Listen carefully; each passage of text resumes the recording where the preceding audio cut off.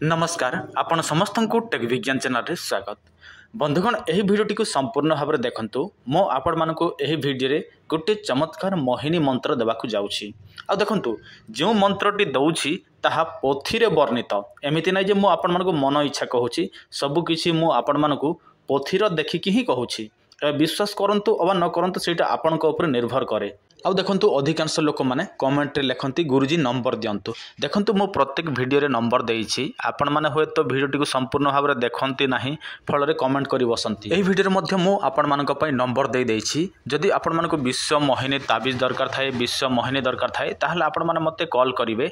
जदि मो call receive करि पारिली नाही ताहले आपण माने व्हाट्सएप रे मते मेसेज करिवे। देखंतु विश्व मोहिनी होउछि सेटा आपण माने तांकू लगेइ पारिवे ऊपर पके पारिवे खाइबाकू देइ पारिवे किंतु सेटा पाखरे थिले ही हबो। आउ जोटा विश्व मोहिनी ताबिज सेटा जेते दूर थिले मध्ये आपण पिंदिबे ताहले सही व्यक्ति जनक अट्रैक्शन हबो। वर्तमान आपनक मोबाइल स्क्रीन रे गुटे मंत्र देखा जाउछि। एटा होछि काली मोहिनी मंत्र। देखंतु एटा काली मोहिनी मंत्र कहिले चलिबो काली मोहिनी वशीकरण मंत्र कहिले चलिबो जहा कहिले मध्ये चलिबो किंतु एही मंत्र द्वारा जे कोनोसी व्यक्ति को मोहित करा जाय बा वशीकरण करा जाय। देखंतु एही मंत्रटी आपण माने अति सहज रे प्रयोग करि परिबे अति सहज रे सिद्धि बा जागृत करि परिबे। केवल मात्र आपण मानको कोन करिबाको पड़िबो प्रतिदिन आपण माने एही मंत्रटी को 108 थर जप करिबाको पड़िबो। एही भाबे आपण माने 7 दिन पर्यंत जप करिवे। आ जप को दिन आरंभ करिवे देखंतु जो दिन अमावास्या चाली थिबो जो दिन अमावास्या थिबो सेही दिन आपण माने जपटी आरंभ करिवे। एही भाबे आपण माने 7 दिन पर्यंत जप करिवे ताहले आपण मानकर एही मंत्रटी जागृत होई जाय।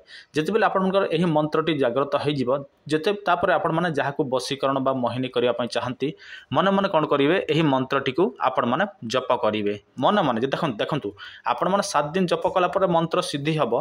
जेते बेले काहाकू वशीकरण बा मोहिनी करिवे ताहले कोन करिवे मन मन 7 थर बा 21 थर एही मंत्रटी को कहिवे एवं सही व्यक्ति देहरे फुंक मारिवे केवल आपण माने छुईबा आवश्यक नाही किछि खाइबा को देबा आवश्यक नाही केवल मात्र आपण माने फुंक मारिवे।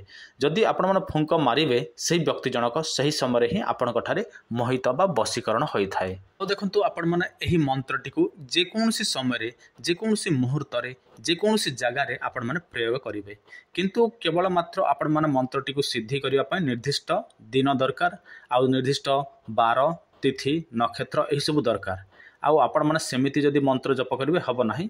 जो दिन अमावास्या थिबो सेही दिन एका आरंभ करिवे आउ आपण माने एटा को उत्तर को मोह करिवे एवं मंत्रटी जप करिवे ताहले सिद्धि हबो। आउ आसन देखंतु कुशासन माने कोन जे कोनोसी घास निर्मित कुश घास रे निर्मित सेही आसन रे बसिकी एही मंत्र जप करिवे। आशा करुछि आपण माने संपूर्ण भाव में बुझी जाइथिबे। जदि बुझी पारु नाहंती ताहले आपण माने दया करी पुणी थरे वीडियो देखंतु मो जहा जहा कहिछि से सब मने रखंतु। होय तो गोटे गोटे वर्ड को मो 2 थर लेखा कहि देइछि किंतु बुझिया पय एका मो आपण माने कहिछि से सब।